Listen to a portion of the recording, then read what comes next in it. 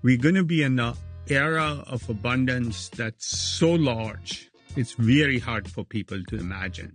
The simplest way to say it is the need to work will go away. People will work on things because they want to work on things, not because they need to work on things to pay their mortgage. All right. I am super excited to be here with Vinod. Thank you so much for doing this with me today. I really am looking forward to this conversation. Look forward to it. When you first walked in here, before we got started, you were saying, wow, the world's crazy. And you've invested through many periods of time. Obviously, there have been a lot of ups and downs, but you said the world's particularly crazy now. Can you share why you said that or why you're feeling that way? I've been doing venture capital for 40 years, so I've gone through every large innovation cycle. I've never seen a cycle like this. To put an order of magnitude on it, almost every job is being reinvented. Every material thing is being reinvented differently with AI as a driver. Probably the best way to describe it, if we look 15 years hence, and that's too far to look, we'd have to look back at least 50 years, maybe in the 1960s, to see the delta in change. And so we're going to see this large change in sort of such a short time. It's almost hard to imagine how society adjusts. And if I go even further, almost certainly within the next 5 years, any economically valuable job humans can do, AI will be able to do 80% of it. With a few exceptions like heart surgery or brain surgery, but by and large, 80% of all jobs can be done by an AI. And if that's happening in the next 5 years, the world is going to be a very different place. So I see this sort of like invention happening at a frenetic pace that is so large compared to even the dot-com phase when the internet first came and there was Netscape and TCP/IP and all that. It's almost hard to imagine. No matter where you look, everything's being reinvented in some fundamental way using often the innovations from AI and the capability from AI, but also a few other vectors, like stuff happening in biology, stuff happening in fusion and other areas. So everything's up for grabs. So I guess that's then leading to a frenzied pace of investment, companies being created, new ideas getting tried all at once. Is your overall read based on, on one hand, it's crazy and frenetic. On the other hand, everything you just said about, but like maybe 1 billion jobs are going to be, done by an AI in the next couple of years or several years or something like that. Do you net out to being very optimistic about this moment in time for tech, or do you think there's going to be a lot of carnage, or how do you think? So my view, the next 5 years to 2030 will look like productivity improvements. The way economists would say productivity is going up, GDP is going up, or accelerating on GDP, things like that. And then if I look to the 15 years hence, 2040 and beyond, we're going to be in an era of abundance that's so large, it's very hard for people to imagine. The simplest way to say it is the need to work will go away. Yep. People will work on things because they want to work on things, not because they need to work on things to pay their mortgage. Is that going to require us to change anything about like the social contract to get there? Yes, I'll come back to that. But what I want to say is somewhere starting in 2030, the changes are going to be so disruptive that it's hard to imagine how it sorts out. And it'll sort out differently by country, by region. Different governments will play different roles in allowing it to happen or not allowing it to happen. And so we'll see this very, very disruptive, almost dystopic type of AI is taking all the jobs kind of thing. But we will have enough productivity, enough goods and services produced to share broadly. Is what you're saying that basically the changes that are already happening will compound to a point where it'll now just be this big disruption? Or are you saying the tech by the year 2030 is then going to be so disruptive that it's going to create all these changes? In other words, are we already on that trajectory, or you're just saying the tech's going to get there in a way that will be that disruptive? What I'm saying is tech is disruptive in some areas. And it will be everywhere. And it'll be everywhere. But almost no corporation by 2040, these are Fortune 500 companies I'm talking about, should run the way it's running, even remotely. I should say most Fortune 500. Yeah. One of my predictions is the 2030s will see a faster rate of demise of Fortune 500 companies than we've ever seen. It's actually pretty high anyway, but we'll see a rate accelerate dramatically. So let me put it differently. If you're a healthcare company, and I speak to a lot of healthcare company boards, you look at AI and say it's an opportunity and we'll get more administrative efficiency or something like that. But if I said to you, which I've said to a couple of boards, if all medical expertise is free, you have an unlimited number of primary care doctors, oncologists, gastroenterologists, mental health therapists, you name it. How would you redesign the healthcare system? Be crazy. That transition won't happen from existing companies. Almost somebody new will reinvent this. Now, there's the issue of regulation. The American Medical Association doesn't like the idea. I was going to say there'll be a lot of people fighting against this. Yes. Who have a lot of power, who will be good at fighting it for at least some amount of time. For some amount of time. Yeah. But fortunately, we have a small part of our healthcare system, very small part, where payments are capitated, what's called the capitated system or Medicare Advantage, where you get paid a fixed amount to take care of a patient, roughly. Yeah. That world will be so much more effective because they won't care about reducing costs, which AI can do. Mm-hmm. Reducing costs for a hospital system is reducing their revenue. Of course. For a physician, reducing costs is cutting their costs down.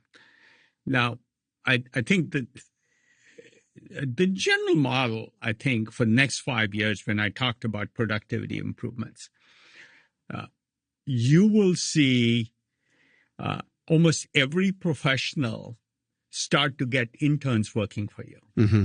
So every MD, a practicing physician, will get 5 fresh MDs as if they're fresh out of Stanford medical school. They'll work for him. It'll increase his productivity, maybe provide a higher level of service to their patients, all that. But that then turns into something much more catastrophic over time. So by and large, next 5 years, I think we should assume that all professionals start to get interns working for them who are trained in their profession, whether you're a structural engineer or a salesperson, who work for you, good, nice interns, behave well. But at some point, these interns grow up. They will have way more expertise than the physician. And then it's hard to roll this clock back. It's going to go fast, too. It'll go fast, except in some areas where there's regulatory or other constraint. Take the example of the Screen Actors Guild last year. Anybody who signed up for the Screen Actors Guild thing will go out of business. But that change will be slower. Outside that system, people will be producing movies for $100,000, not $100 million. Yeah, right. The dynamics will be different by sector. If this does play out even directionally the way you're saying, and now it's 2040, what do you think is left for people to be doing? Like, there must be some things left. Like, are people going to be still all employed or employable via creating their own businesses and pointing AI around, or, we have a lot of 2-person billion-dollar companies? Does it go that way? Or does it actually just go to like a lot of people are just going to consume a lot of leisure? And that's it. I'm waiting for the first entrepreneur to call me and say we can build $1 billion revenue company with 10 employees. You can definitely do it with 100 employees. Yeah. We haven't gotten there yet, but we will. That company's already been started. Yeah. And somebody will leverage it tenfold again. Yep. There's a question of, will there be jobs that need people? If you have 1 billion bipedal robots in the 2040 timeframe, could be 5 years later, could be 5 years earlier, but let's say that was one of my dozen predictions I made when I spoke at TED last year. Almost certainly, they're doing more work than human beings do labor today. Yeah. And they'll be smarter, and they won't sleep.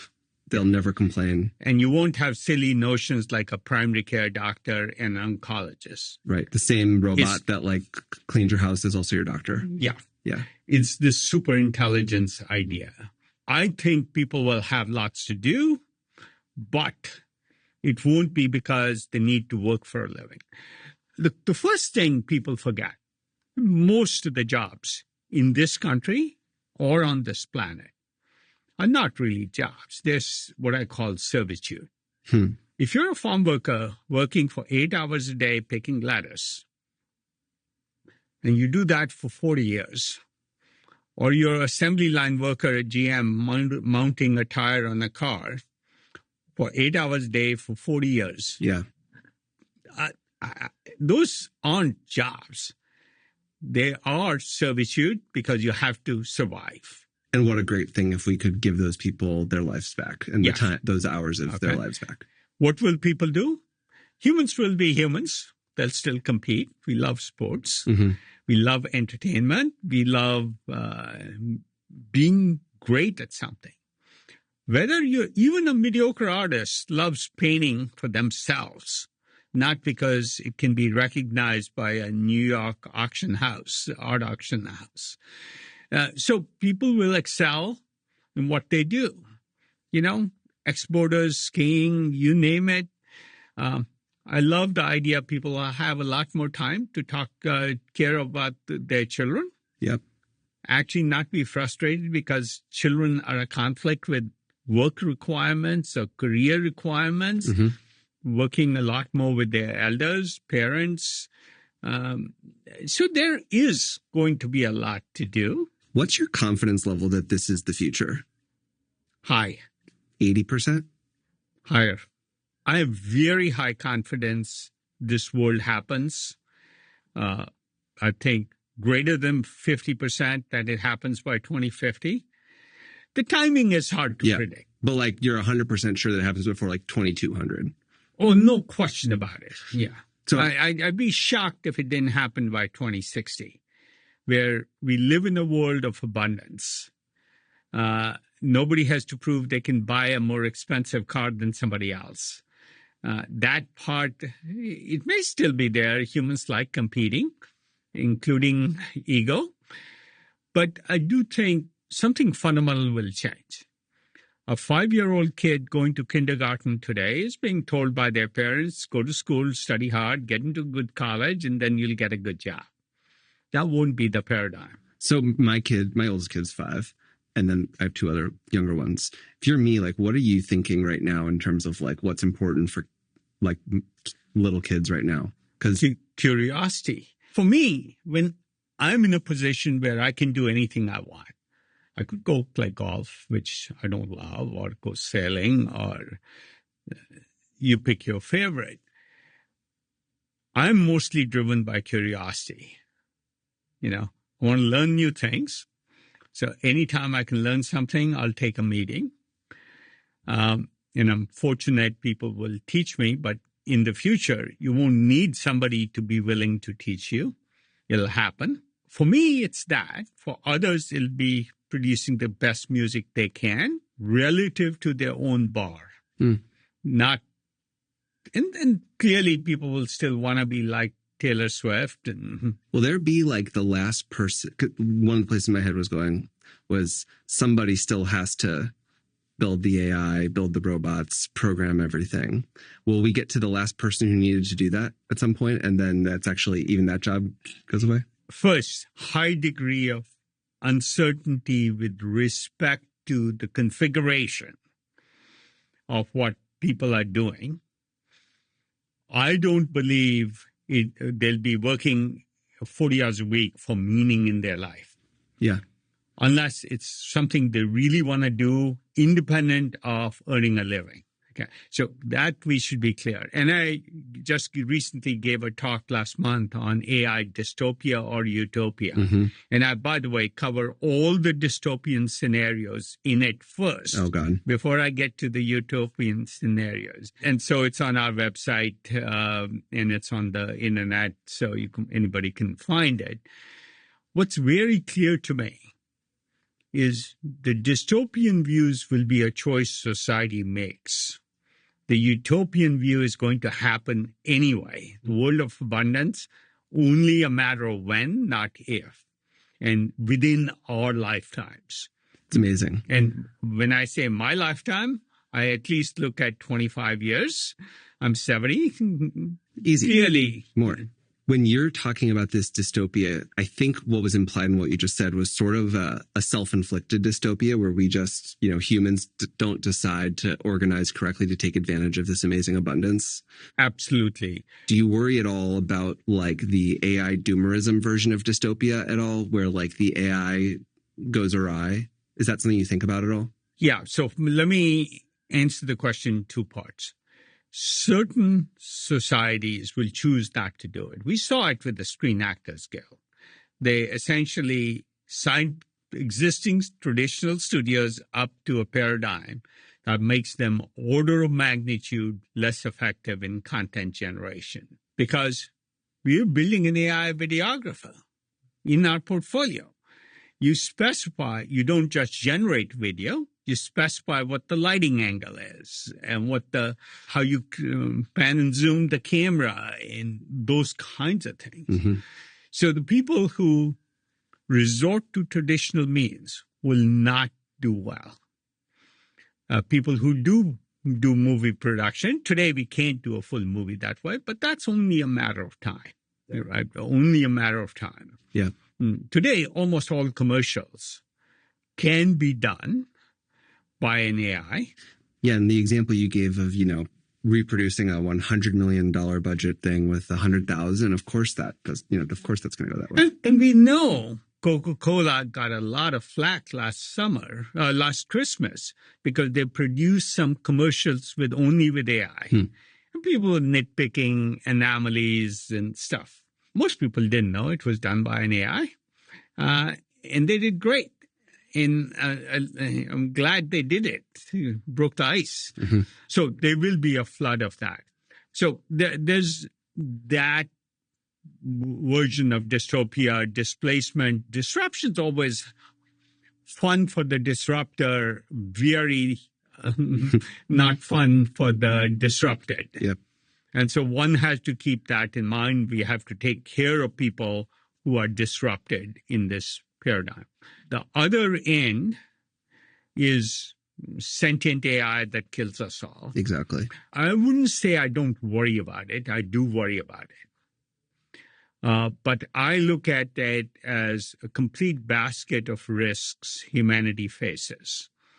We've gone through an era where an asteroid hit planet Earth and most life was destroyed. So we know that was a risk, and risk still exists. An asteroid could hit the planet. More likely, a much worse epidemic than a pandemic than COVID. Yeah. COVID only killed 7 million people. It's possible it could kill 700 million people. Totally. Right. In fact, I would say that's almost likely. So there's a whole basket of risk. Do I worry about sentient AI killing everybody on the planet? Yes. But more than I worry about President Xi doing nasty things? No. Yep. So when it comes to AI, I want us to have the Western world to have the best AI, so that we are not subject to President Xi or President Putin. That is by far the greatest risk. That makes total sense. And this is what the people who call to slow down AI research miss. Putin isn't slowing down, not that he's very good at it, but Xi in China definitely can do this. You know, it's a world in which, and you can't argue with it, they sort of say the end justifies the means. Yeah. We in the Western world care more about the means. Mark Andreessen made this point on the podcast too, which was basically so much of culture and production is going to live in how the AI is, programmed. And if it's our doctors and our teachers and our lawyers and everything like that, you really want it to be. Well, we've seen it with TikTok. We did. Right? If you're on TikTok, you're more likely to be China inclined, favorably inclined towards China. That's culture. And President Xi had said in one of his speeches not very long ago, the next battle will be fought on the internet. It'll be a battle for people's minds. He was clearly thinking TikTok. So there is, dystopic AI killing humans and all that, or AI in warfare, weapons and robot soldiers and all that. That seems very important too. Yeah, that's very, very important. But it's even more important that we win the race to have social influence. If I'm giving all the entertainment to the rest of the world, if I'm giving all the free doctors, if I'm giving all the few tutors, my political philosophy prevails. So I do think by 2040, the biggest risk we might face that I worry about is China using both good AI, cyber AI, warfare AI, but also socially good AI, like free doctors, to everybody on the planet and to embed their political philosophy. Yep. I think that's it's probably the single biggest thing I worry about. In some ways, it seems like politics, both sort of the way we think about it normally, but also just sort of broadly socially, is going to get even more important than it is right now over time. Yeah, look, we live in a capitalist system, but people forget capitalism is mostly by permission of democracy. Yes. In our system. If democracy sustains, I think we will adjust easier. Now, China has the advantage of using what I call Tiananmen Square techniques to enforce whatever they want. So it's going to be an interesting 15 years. It's going to be interesting, but also critically important 15 years to what philosophy starts to dominate the planet. I want to spend most of our time continuing to talk about the future, but I have one historical event I want to ask you about. The tee up to this question is going to sound like, just an opportunity to, talk about being a great investor. But I specifically want to ask you about your OpenAI investment. And the angle I want to ask you about it from is to try to figure out what, if anything, we can learn from how you did that and how you decided to do it. I know that you were sort of like the first, venture investor to do it, and you did it in real size in something that probably at the time a lot of people didn't want to do, maybe thought it was a science project. There was a lot of lack of clarity on the whole thing. I think that now it's, it is what it is, but at the time it was probably an extremely hard bet to make. And so what I was hoping was to try to, as much as possible, play back the tape inside your brain to see what we can learn from that. So it was a very large investment, more than twice the largest initial investment I'd made in 40 years of venture capital. Wow. So it was a conviction bet. But I want to go back to a different era and talk about this idea of people like to be in herds. When the herd mentality was crypto and a couple of other areas. And by the way, I've never called myself an investor. In 40 years, I always say I'm a venture assistant helping entrepreneurs. That's better. It's a much better mental model for me. Not the investing is a side effect, so I can keep doing it. I'll give you another example that relates to this. While people follow herd instinct, I like to think about what are the fundamentals and can they happen? Fundamentals don't always happen, but they can. And in 1996, I started a company called Juniper. We worked on a business plan in my office for 6 months with the founder, Pradeep Sindhu.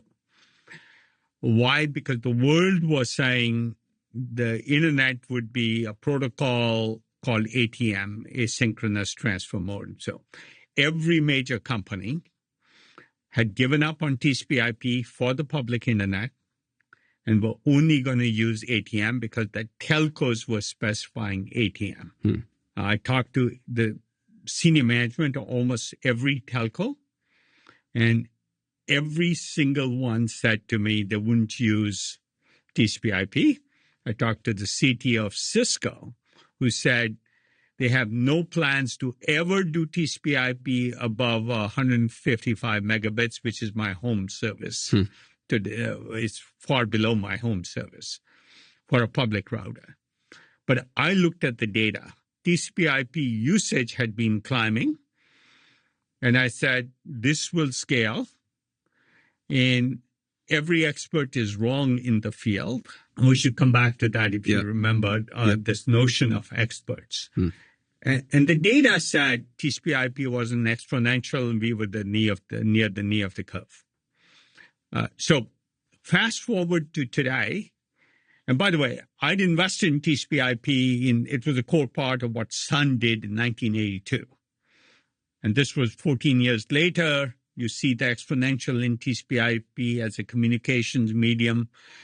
And we bet heavily. By the way, we made $7 billion on a $3 million investment when almost no venture investment ever made even $1 billion.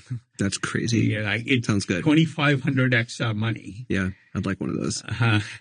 Yeah, you only need one. But hopefully OpenAI for us will do better, to go back to your question. Yeah. But fast forward, in the year 2000, I gave an interview, which is in the New York Times, so it's on the record, that said AI will have us redefine what it means to be human, which is this utopia thing we were just talking about. Will people need jobs?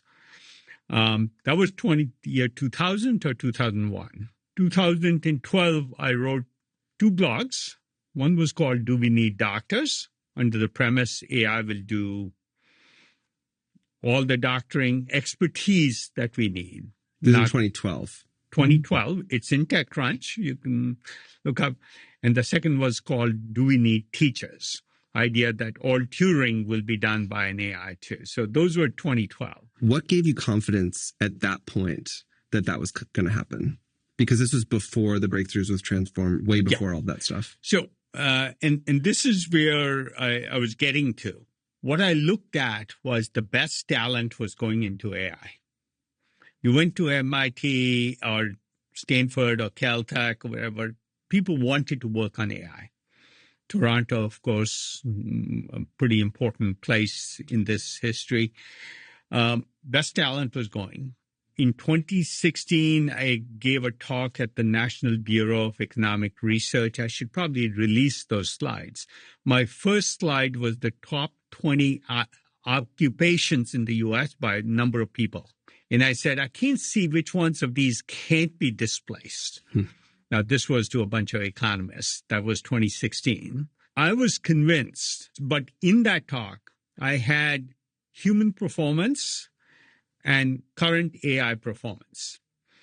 And most people were making fun of AI because you ask an 83-year-old man if they were pregnant. It made silly mistakes. I looked at the rate of progress and the rate of talent influx. Those 2 things convinced me the moment for AI was soon. Now, this was 2016.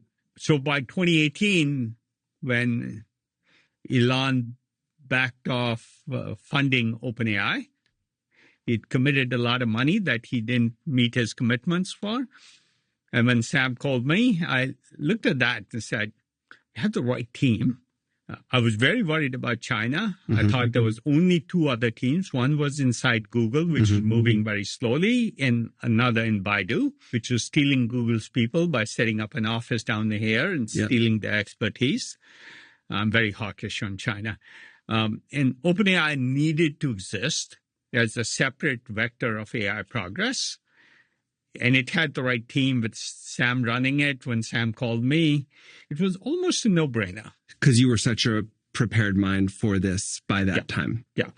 I was convinced the impact would be large. Mm-hmm. Now, I had no idea when there would be breakthroughs. Obviously, I couldn't predict transformer models, even though the paper was out, was going to be that large an impact. In fact, transformers wasn't what OpenAI was working on. So I wasn't this technique works. It was more like talent and the rate of progress.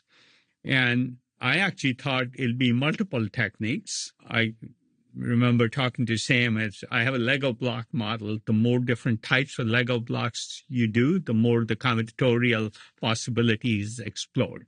I think it was following the data and not the herd. So was there a couple-year period where you were basically very primed that you were just waiting for the right team at some point? Like, it seems like between 2016 and 2018, you probably believed this pitch from you just needed the right team. Well, I was convinced of the following. AI would have a huge impact because the rate of progress I was seeing on these benchmarks against human performance, even though they were way down there and almost silly performance. But the rate of change was high, and the rate of talent influx was high. Elon backing off funding OpenAI was fortunate. I can't say I engineered it. I wish I had. Yeah. But it is following the data and not the herd instinct. Yeah. And frankly, 2018, when we made the decision, it closed in early 2019, everybody thought AI was not a real thing. People thought it was a science project. It was a science project.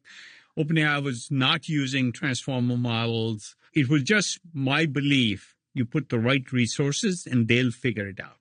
I told my partner, I have no idea whether it happens in 3 years or 10 years. But the IRR would work out.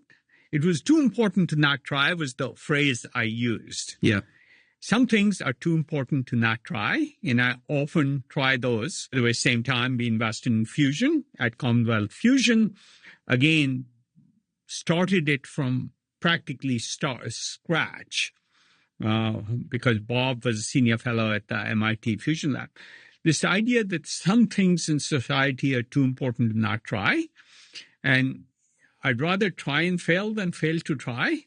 And most people, most of the time, just fail to try. And so this combination of factors and knowing AI would have a large impact once we got it was what got me convinced. Okay. So that's the perfect setup into now looking to the future. That construction got you to a big bet in AI.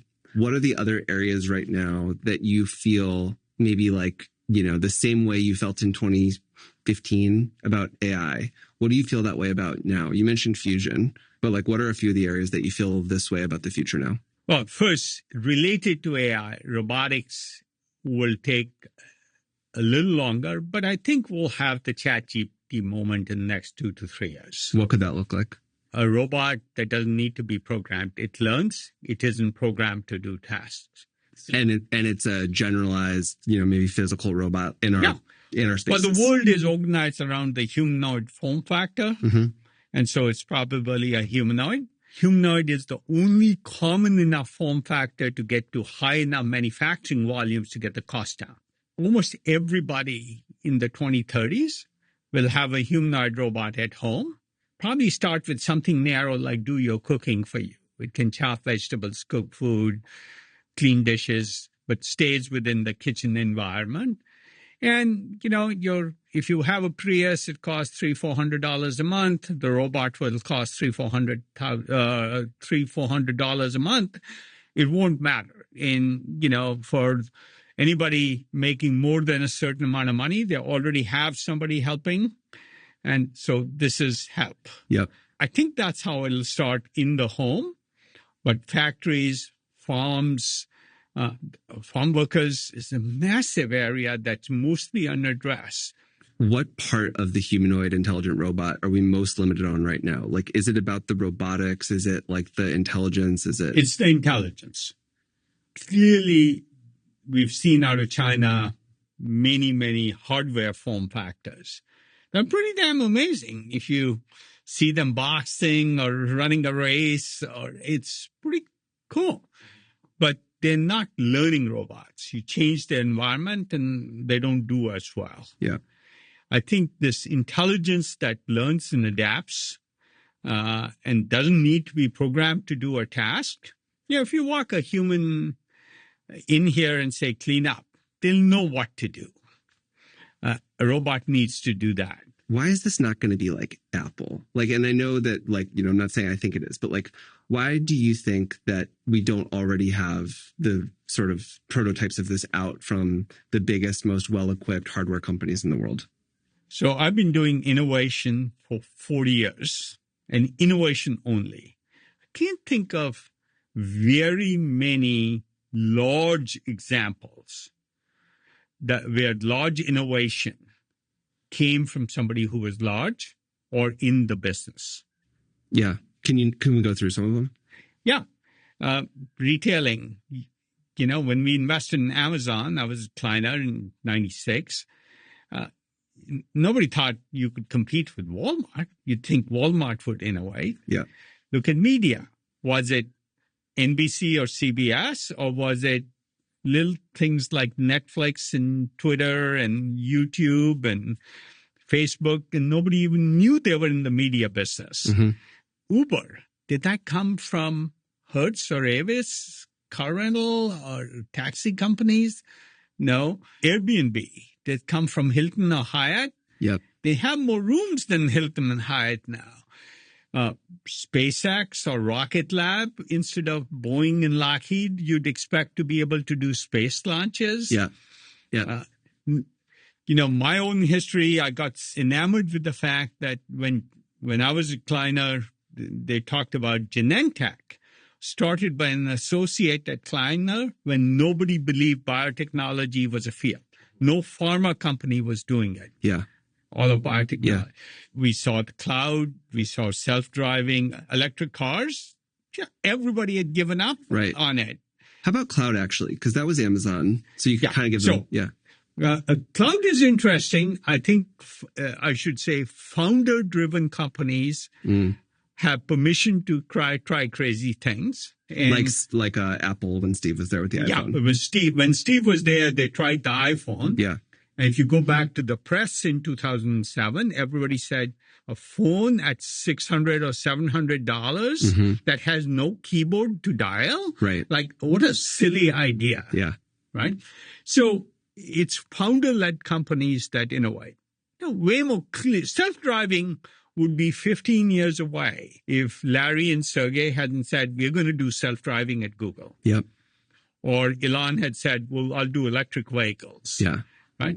So basically Tesla should be much more likely on humanoids than Apple, for example. It is founder driven and Elon is paying attention to it. So they're definitely a good candidate, but so are a number of other companies that have definitely a lot of faith in the startup ecosystem of founders with very creative ideas. Yeah. So that's an area worth delving into in a separate podcast of how, but that's an example of large innovation. So no matter where I look, so the cloud definitely happened. When I was starting Sun, everybody said there's these DEC VAX computers and IBM mainframes, and why don't you build a graphics terminal for them? And I said, no, I'd rather just replace those companies. Neither of those companies are in the computer business anymore. And frankly, it took 5 years to get DEC out of the computer business into mostly a customer support business after we started. Yeah. Which is pretty stunning to me as a 20-some-year-old kid. Totally. So repeating that pattern, right? There's zero chance a company like Siemens or GE could do fusion. Right. Zero chance. What's the mechanic for what? I, of course, agree, but what's the mechanic that's stopping them? Is it risk? Is it talent? Here's the first thing I would say. In these 40 years, in all the examples I've just cited for you, and I could give you more, none of them were done by somebody who knew the area. Mm-hmm. Experts are terrible at predicting the future. They extrapolate the past. Entrepreneurs invent the future they want. It's a bastardization of an Alan Kay quote, but, so you imagine the world and you try and make it happen. And you're not biased by what is experience. Experience is a set of biases that prevent you from making mistakes. And that's what experts do. And that's why very rarely do experts innovate in their area. Yeah. Look, even the COVID vaccine came from two startups, right? Moderna and the BioNTech. You'd think the pharma was well equipped to mobilize. Not a chance. So, it's why the U.S. has done so well. People have permission to try. And if you try and fail, you don't ruin your career. In a big company, you'll ruin your career. Right. To your question, right? You can't afford to fail. Yeah. So you start with I can't fail, which means you can't take a large risk. My view is very simple. Most people reduce risk to increase the probability of success. Mm-hmm. I do the opposite, start with, I want high consequences of success. I don't care about the probability of failure. I think that is like one of the best things about tech as an ecosystem is, I think not everybody thinks quite like what you're saying, but in general, in tech, you can fail and it's okay. Yeah. And I think even in other, I worked in finance in New York for a hot minute. And even there, it's just not how it works. Jack Dorsey's great on paper. But when we invested in Square in 2010, the following was the situation. He had just been fired from Twitter. Twitter was a tiny company. He'd just been fired, and he had like 4 failed startups. His history on Wikipedia. He had 4 failed startups.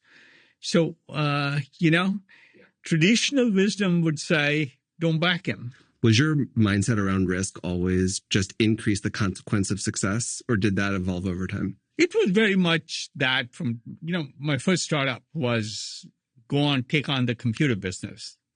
Everybody big is dumb, mm-hmm. Which is a little bit of an arrogant viewpoint. But if we hadn't had that kind of hubris, we probably wouldn't have attempted what we attempted.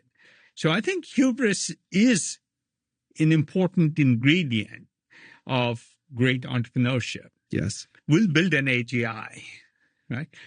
That's hubris. It's arrogance. Only I can do it. So these are entrepreneurial characteristics that are very important, but also thinking from first principles, which is why experts do poorly in their areas, because they have too many biases of what works and what doesn't, or how to do things. While somebody new in the area reinvents the area. They figure it out from first principles in the new environment. And that's an essential characteristic. So, one of the things I always get asked is, what do you look for in entrepreneurs? I seldom look for deep expertise in their area. I do look for people who are thinking from first principles and learning rapidly. Even in YC Batch, if I'm talking to a YC partner about some startup, the question that's most important to me is, how much have they changed their plan over the last 3 months? Yep. Rapid evolution, rapid thinking, rapid learning is what matters. So this went into I'm all over the map. No, so. I love this, Eddie, but I want to keep getting sort of the other areas you're very excited about. That was robotics, which I agree, humongous. If, in some ways that's like the final, thing to figure out. You mentioned fusion as a big thing. I'm very bullish about energy. All sort of many formats of energy. So I think there's 2 large formats. Fusion is one. And there's multiple approaches to fusion. But I'm also very excited about super hot geothermal. So again, this ties to this risk idea. Right? In geothermal, completely uneconomic business. You buy power because it's green, not because it's cheap. And people like cheap stuff. Yep. Turns out almost all geothermal in the U.S. is at 200 degrees or 250 degrees max. If you increase the temperature to 450 degrees, you get 6 to 10 times the power, depending upon conditions, from the same well. That's surprising. For two reasons. One is Carnot efficiency goes up, but the heat content also goes up. So the energy content of the steam goes up and the efficiency percentage, so you get a multiplier effect. Don't need to get into technical details, but now it's cheaper than natural gas if you can get to 450 degrees. Nobody has to worry about super hot geothermal is green. It's just cheap. Wow. Right? And so why don't people attempt it? Because people have decided you can't drill at 450 degrees because drill bits collapse. Got it. So I sort of approached it differently. I said, what would it take to drill at 450 degrees? If I can solve that problem, everything else takes care of it. And we know there's 450 degrees in most parts of the earth. It's only a matter of how deep you go. And so I set off on that problem. I think we're making great progress. So I think it's as powerful as fusion. Wow. In supplying most of Western United States. Yeah. You can get that. Our location in Oregon, one location could produce 7 gigawatts of power. And I hope this year I can prove we can do all 7 gigawatts competitive with natural gas. Wow. Without worrying. It works in the Trump era where he doesn't believe in climate change. It still works. And I love that kind of project. I'm also very bullish Commonwealth Fusion will do well. I don't know enough about Sam's project in Helion, but I'm glad diverse techniques are being allowed. But both of these are areas where you're like, the science is going to work. The impact will be enormous. Yeah. Yeah. It's worth doing. Solar also, is that on your radar? We are doing solar. We probably have in the Western world, China has some great solar technologies. The next generation of solar called perovskite solar cells. We're working on that. But there, the impact isn't as large. Yeah, right. Right? We are, and that power is already so economic that there's other uses for that power. So we are doing that. But look, I'm relatively optimistic. I see our path clear to getting to zero emissions by 2050. I think most of the technologies do that will be proven in the early 2030s. Is there any sort of a countervailing force with the fact that we're going to be consuming a lot more power via AI? People always ask me that. I think if we get fusion right, I think very early 2030s we'll get our first power plants. And that power curve outruns. That power curve just catches up. Yeah. So there'll be this period between now and 2035 when these things aren't scalable yet. Yeah. But beyond that, I don't think catch up. Power will be cheap and plentiful and zero emissions and zero resources. And by the way, if you're creative enough, you can do this in every area. We're producing cement today. We not only don't say like environmentalists do, let's go shut down cement plants every time. There's one in Cupertino that the environmentalists have been trying to shut down. My approach is very simple. They're emitting carbon dioxide. Let's capture the carbon dioxide and turn it into carbonates. We get more cement out of the same amount of limestone mined at a lower cost per ton. Now, what's there not to like? Do you have to care about climate to have that work? No. And we are in production on this now. So I'm sure cement is solved. Steel is same way. I'm pretty certain we'll be able to produce steel with zero emissions or low emissions initially. at a lower cost or similar cost to today's steel. I'm pretty damn excited. I think this is mostly solved. So, climate is a very solvable problem. Yeah. Even without AI, and AI will only turbocharge climate. So that's energy, generally speaking, / energy, resources, Yep. steel, cement. Yep.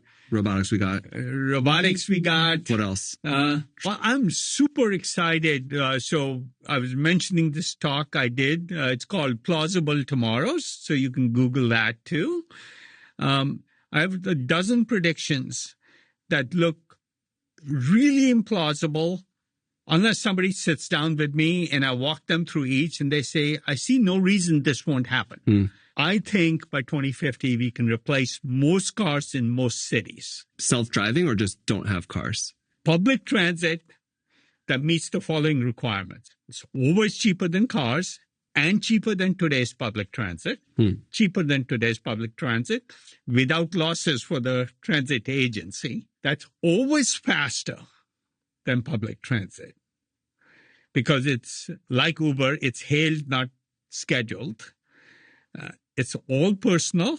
Yeah. It's 2- and 4-person vehicles, and it fits in a bicycle lane.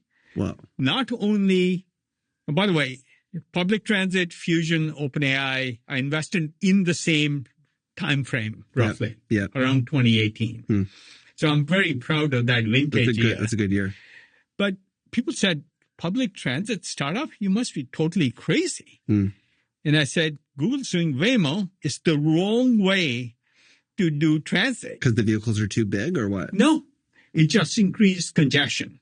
Okay. So what should it be? So, and I think Waymo will have a great business for delivering people from transit routes to the last mile. There's only one question in a city when it comes to traffic. Can you increase throughput 10x for the same street width without redoing the street width? So we designed a public transit system of self-driving vehicles in bicycle lane width. So it's easy to insert in a city, has 10 times the capacity of a light rail system or a car system, so more capacity than light rail system in a bicycle lane width. And it's on demand because the cars just, you hail them like an Uber. So turns out every single project we have bid so far, we bid a lot. 4 have been decided. We won every single one for a public transit system from a startup, and the startup wasn't invited to bid on any of these projects because nobody knew about us. Yeah. Nobody invites a startup. San Jose invited 32 bidders to build a transit system from the airport to the Google campus and then to the Apple campus in San Jose. We bid over the transom because most of these bids are open, and we won it outright. Think about it. But what's the vehicle? It's a little pod. Think Disney World. It's like a little narrow car. Yeah. Yeah, that makes sense. It fits in a bicycle lane. Yeah. By the way, it can fit above a bicycle lane too. Yep. So you can go twice as many as cars on a street or something like that? So it turns out it has way more capacity than cars in a street, or even if everybody took buses, this would have more capacity in passengers per hour given for a given street width. Are they also coordinating with each other so the cars are closer together? Is that part of it too? Absolutely, you can coordinate. Yeah. Yes. Yeah. So you basically just if you build a raised infrastructure, it's so simple you can do prefab. Yeah. You don't have to do the Boston tunnel dig for 20 years. Right. Wow. You just do a prefab, put it in place. Yeah. So that's a good one. It is thinking from first principles. Yeah. That matters, and it leads to and being ambitious. Okay, and how about medicine? Because that's like 20% or more of GDP. That's a huge one. Yeah. Obviously, AI is a big part of this, but you spend a lot of time in medicine, separate from AI, with AI. So, what about medicine? Which is a big part of our GDP, a quarter of that spend is medical expertise. Think doctors. Okay. Almost certainly that goes to zero. Can go to zero. So what are we doing? We're building AI primary care doctors, AI physical, mental health therapists, AI physical therapists, AI oncologists, AI, you name it. Actually, maybe just to get specific about what you mean about that going to zero. If we have, for every 100 doctors per capita we have today, in like 2050, do you think we have like 0 or 10 or what do you think this is? I don't know the answer. But there are some. You will always have some to learn from. Right. For the AI to learn from. For the AI to learn from, though the AI can boot itself to be much better. Mm-hmm. And I'll give you today's data of a multi-center study at Stanford. They took the best academic institutions and judged complex AI diagnosis. Physicians only, and these are academic learning centers with the best physicians, 73% accuracy. So 27% of the patients were getting the wrong diagnosis. It's like a lot. That's like that's a lot. It's wonderful. Yeah. Think about it.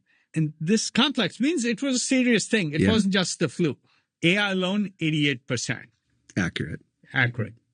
But then they gave the AI to the doctors. The doctors improved from 73% to 76%. The AI got degraded from 88 to 76%. That's funny. And this is a serious multi-center study. I love medicine. What will happen is everybody on the planet, for less than $1 a month, will get a free physician, initially called primary care, but they'll be do everything. My son's company, Curai, is called multi-specialty primary care because the AI knows enough gastroenterology to provide that. And now, the hard problem is the American Medical Association won't let the AI write a prescription. Yeah.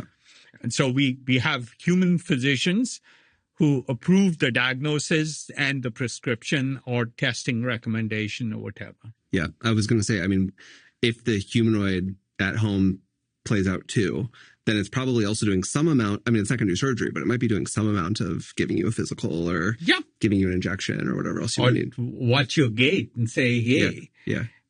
Something's up. Yeah, something's up. Yeah. So that's a quarter of medicine. What about the other 3/4? A quarter is pharmaceuticals. Mm-hmm. That we are seeing an explosion in AI in drug design. Yes. Both small molecule and... Are you pretty bullish on that? I'm very bullish on that. Do you think it will speed up the rate of drug discovery / make it cheaper? Or do you think it's more about it will help us discover undiscoverable things? Probably a little bit of both. The hard part in that is the regulatory cycle. We have a separate effort to say, could you test anything against lots of human genetics and lots of human organs? So we have an effort to do 10,000 tests. And it could be 1,000 different genetics, so people, and 10 organs each in 1 week in one untouched robot. So it just does the test, screens the drug, and looks for effects and growth and all that.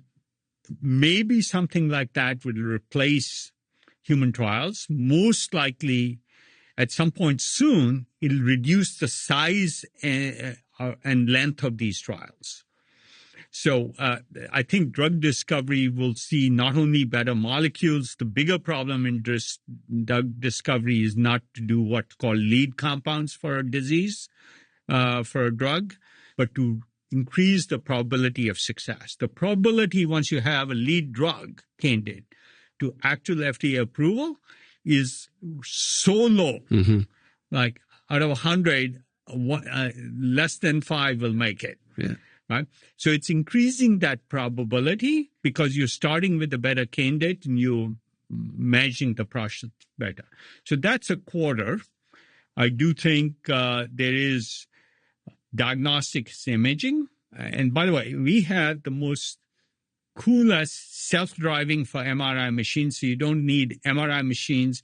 Now, you need today technicians to run MRI machines. But if you have a self-driver, you don't need that. Cardiac MRI is so specialized because the heart is moving that you can't staff centers with cardiac MRI technicians. Mm. We turn an hour and 15-minute exam into 20 minutes. Single button press. You can even do it remotely. Because, so we did the same for ultrasound. Self-driving for ultrasound machines. An ultrasound machine might cost $25,000, but a technician to do a cardiac MRI will cost you $150,000. So why care about the machine? It's the person. If we have self-driving, we had this company that GE actually acquired from us.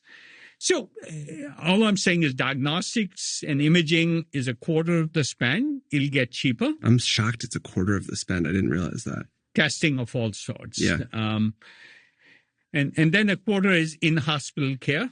These are very rough numbers, but in-hospital care, and that will improve too. So the net of all of this is like a multi-trillion-dollar retrofit.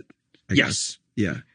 But if expertise is free and you can give somebody 10 times the amount of care, the average U.S. citizen gets one primary care visit a year, roughly. In Australia, it's 4 or 5 times that. So we are poor anyway.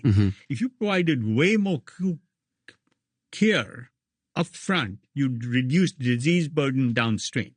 Fewer people would have heart surgeries, which are super expensive, or emergency room visits, because you took care of them at the beginnings of the detection of their disease. So whether every expensive disease, whether it's cardiac, Alzheimer's, Parkinson's, we are well on our way to discovering them 10 years before the symptoms manifest. So I've argued a piece I did called 20% Doctor included in 2016. I said symptom-based medicine will disappear. You don't detect disease from symptoms.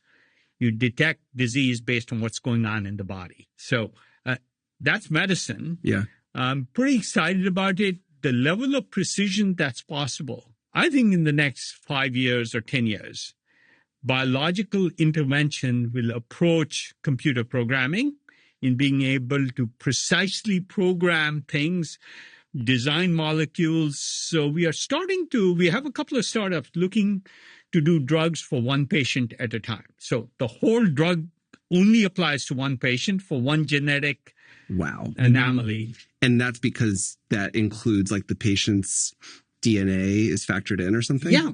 Their disease, their specific mutation can be addressed for them. Wow. There's also broader categories, like a single shot treatment for sickle cell disease, right? Massive problem. Yeah. If you can do a genetic treatment, one shot, I think that'll happen in the next 10 years. As I'm listening to you talk about all of these different areas and like you think on such a grand societal scale, but you probably also have a bunch of sort of maybe seemingly boring, but like good ideas kind of come through Khosla Ventures all the time too. Yes. Do you still enjoy making those kinds of investments as well? Is that more where you have like a partnership and there's other people on your team who are more interested? Well, there are other people in the partnership who enjoy just successful startups. Yeah. I do too. Yeah. Look, I enjoy winning.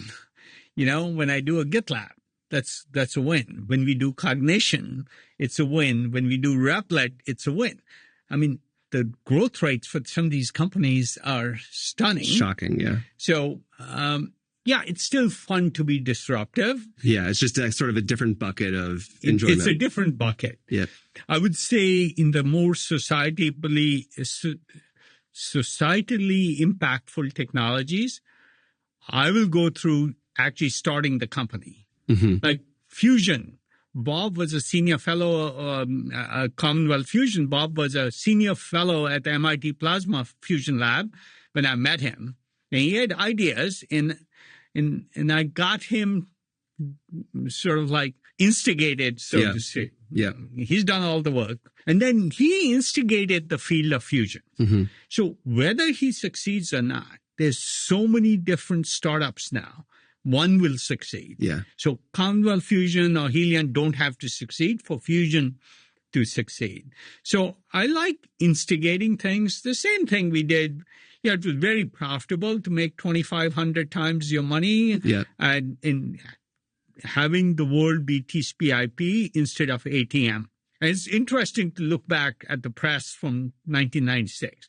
Just assumed it was going to be, the internet was going to be ATM. So I'm actually, I always tell Pradeep, the founder of that, if we hadn't done that, the internet wouldn't be TCP/IP, which is horrific to think about. It'd be in the hands of AT&T engineering the protocols, which they've done. And this is why Lucent went out of business. Practically, they're still around. Alcatel, Newbridge, Nortel, all the telecom players sort of gradually disappeared because they didn't win, place, or show in the race for the internet.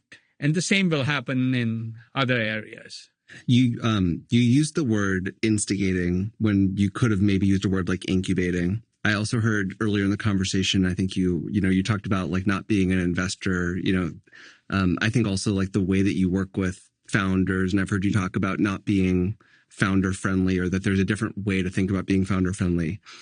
What I'm curious about is there's a lot of sort of new ways to describe what VCs do and how they describe themselves and mindsets around it. Do you think that in general, the role that venture investors see themselves playing, do you think we're trending in a direction where it's getting better all the time? Or do you think that in any ways the industry has lost its footing on some of these concepts? Look, there's all kinds of VCs with all kinds of approaches. Some are marketing labels. Founder friendly is a real disservice to founders. It's like if you said to your kids, if you told your 5-year-old, do whatever you want. Do whatever you want. I will always say yes. Yeah. That's, you want to pay the price. You want to go swimming without me? Yeah. Like whatever. Yeah. Or eat as much candy or eat as much Coke. And by the way, my kids, when they were growing up, at age 5, they could eat as much candy and as much Coke as they wanted, as much junk food. We always had it laying around. They didn't have to ask us. But we taught them how to measure themselves on how much Coke they drink, whether it's good or not. So I would say we taught them control, not gave them yes, no permission. Yeah, but the most important thing was that you set those parameters for a kid. Yeah. And right. And in literally at age 12, I thought of they can make 10% of the important decisions. Mm-hmm. By age 18, they have to make 90. Yep. And my job is to teach them how to make the leash longer. Right. But the same is true of entrepreneurs. Look, a brilliant engineer from DeepMind starts a company. What do they know about finance? What do they know about marketing? What do they know about even hiring or managing? Our job is to teach them, just like I taught my kids. By 18, my kids were pretty independent. I didn't worry about what they did in college. All 4 went to college 5 miles from our house at Stanford. Yeah. None of them had this, I want to get away, because they felt they had enough leash. They had enough permission. They didn't need to, quote unquote, get away. Can I put up a steel man argument that of the other side to hear your reaction to it? Basically, it would be something like the sort of the strongest entrepreneurs, which is where all the returns are, don't really need much help or much management. And so better to just invest in the people who didn't need help in the first place. I disagree. That is very much the founders fund argument. Yeah. They do very well with that. Great founders do well, whether you like it or not. Yeah. Whatever you do. Where I will disagree is they can do even better if they have a debating partner. Mm-hmm. So my view is very simple. I almost never vote at a board. So I don't even go to boards now. You won't show up to a board meeting? I don't get on boards. Yeah, I see. Okay? Yeah. And Square is a great example. I got off the board the week before the IPO. And everybody was like, hey, this is sexy IPO. Why are you getting off the board? I don't like the burden of the governance and all that. My responsibility shifted from having Jack do better to governance for the public markets. Mm-hmm. It's not very fun. Mm-hmm. It sounds glamorous, but it's not. Jack and I would do regular monthly dinners, and I'd always challenge him and always push him. And he loved that, so he took the time to do these dinners. You talk to Max Levchin at a firm. It's a public company. We long ago distributed stock. I still do quarterly meetings and challenge him for an hour every quarter, Mm-hmm. right? Even the strongest founders like Jack and Max and need this. It's like even a pro sports player has a coach. Yes. You want people to challenge you and debate you, but not make decisions. I find it silly that boards want to take a vote. I won't even take a vote on the acquisition. Mm-hmm. I'll just say I'll support whatever management wants to do, even if I disagree strongly. Mm-hmm. But I do want to have the opportunity to debate it with the management team. Yeah. So Jagdeep Singh is a founder, one of our robotics companies. I've done 6 companies with him. There was a company, I'm forgetting the name, called Light something, optical company. The team wanted to sell. I only asked they give me 2 hours with the whole team to make, and I did over the weekend, the presentation I gave to them on why they should not sell. But before that presentation, as long as I had the 2 hours, Yeah. I signed the papers and said, you have my vote anyway. Yeah. You can choose to use it or tear it I up. love that. Yeah. So I will always give the final say to the management team, Yeah. but I do want to debate it. And I think every strong founder loves feedback that challenges them. Yes. And it's the only thing really valuable to a strong founder. Mm-hmm. Great founders love that. Not so great founders are so uncertain of themselves, they don't like that. Mm-hmm. And I prefer to teach them how to be a great founder. Yeah. But almost every strong founder loves feedback. I had Keith on this podcast, and what you're describing is a big part of, I think, this, what drew him back to Khosla. Yeah.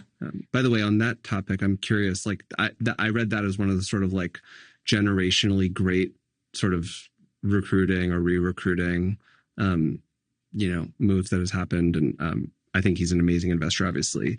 Did you know for a while that you wanted that to happen? We're a different kind of firm. And I said earlier, I've not called myself an investor ever, right?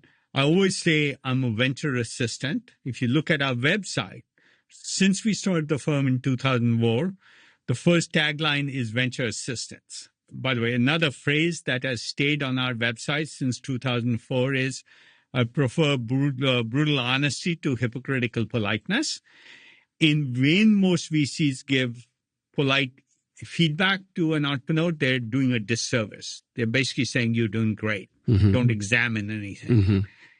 Makes you feel good as an entrepreneur, but doesn't help you build a better company. And the only things that make you feel better are things that change your thinking or challenge your thinking. So it's an important characteristic for founders to keep in mind. What are they looking for? The best help or just people who will go why? Yeah. So it's a style that's different. We don't think of investments.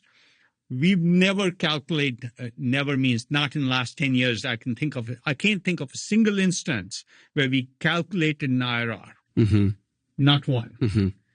An investment firm that never calculates IRRs because we want to build something significant and then the economics will work out. So that's our approach. But we do want to increase the probability of success of the founder. And we want to increase the magnitude of the potential success also by thinking about should you do X or Y. Founders underestimate that. Mm. So let's say a founder is selling 10% of a company, 10 million at 100 million post. The founders forget they're keeping 90%. And what happens to the price per share of that 90%, whether they give up 10% or 12%, keep 90 or 88, yeah, trivial compared to the 500% swing you can get by taking one path or a different path. That's where the opportunity for maximization is. That's where it's not about investing, but getting the best help building a company. Yeah. And that's what I sort of spend all my time doing. Yeah. Just yesterday, I was talking to this founder. It's a very cool company, self-driving for these heavy machines, bulldozers and loaders. That is cool. Right? And we had an interesting session. And I reframed his business from automating big Caterpillar machines to, I'll just rent you the driver. You have trouble staffing drivers. Most of these are in mines and remote places. Equipment, a multi-million-dollar piece of equipment sits idle because you don't have an operator. I said, just do rental by the hour and guarantee you will always have a driver available. Always have a driver. This reframing, the entrepreneur was pretty excited about. It's the same thing, but it's not. Yeah. It's a much easier sell. It's not saying change your equipment. It's saying, hey, you can't keep your equipment running all the time because you don't have operators. I'll run it for you. You're paying operators. I'll do it better, faster, more hours. You get more of your equipment. It's a simple framing change.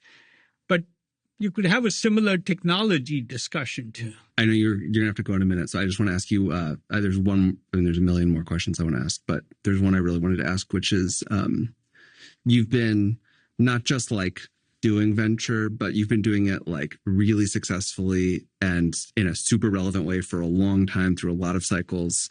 Before we started, you said, you're turning 70 or you turned 70 this year. You feel 25. This is kind of like the dream. And do you know what you attribute all of this to? Yeah. Very importantly, I gave a talk at Stanford in 2015, Stanford Business School 2015. I said, I'm internally driven. I don't care what others think of me, so it feels obnoxious sometimes because I'll do my thing, independent of what others think. I'm doing this because it's fun. I get somebody teaching me about mining and constraints in construction or self-driving, an MRI machine or a big loader.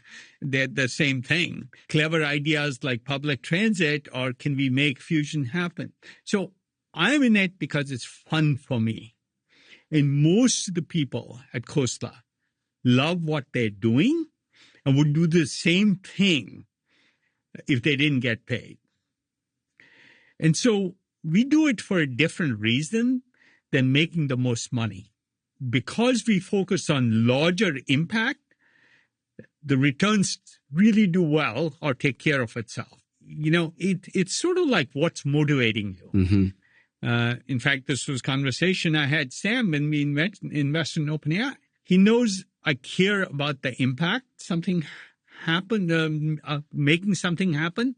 Fusion is too important to not try it. Yeah. I want the impact of fusion. Yeah. There's nothing I could do in making money that would impact me more other than saying I played this tiny part in getting fusion to start and hopefully happen. Yeah. Even if Commonwealth Fusion doesn't do it, almost all the companies have been enabled, and investing in the field has been enabled because people looked at Commonwealth Fusion. So this idea of instigating change is very motivational. It's way more impactful and also fun and way more learning than almost anything else. I say I have one addiction, which is to learning. I can't learn enough new things, whether it's about biology or an AI algorithm or hypersonic flight. We are doing Mach 5 flight too. And we haven't talked about national defense. We're spending a lot of time there. Would love to. But all these areas are just fun. Yes. And that's why I don't mind. I still work 80 hours a week, and I hope 25 years from now, I'm working 80 hours a week, health permitting, touch wood. But I think it's a very different motivation of why we do things. I tell our LPs, I'm probably the only one foolish enough to tell my LPs, if I can have more impact and less return, I'll pick more impact every single time. Yeah. As long as they get a minimum return that Yeah. they're comfortable with. Yeah. So they can. Well, you seem to be getting both. Vinod, thank you so much. This was amazing. And I am super appreciative of your time and all that you've done for the industry. Great. Thank you. It's a lot of fun.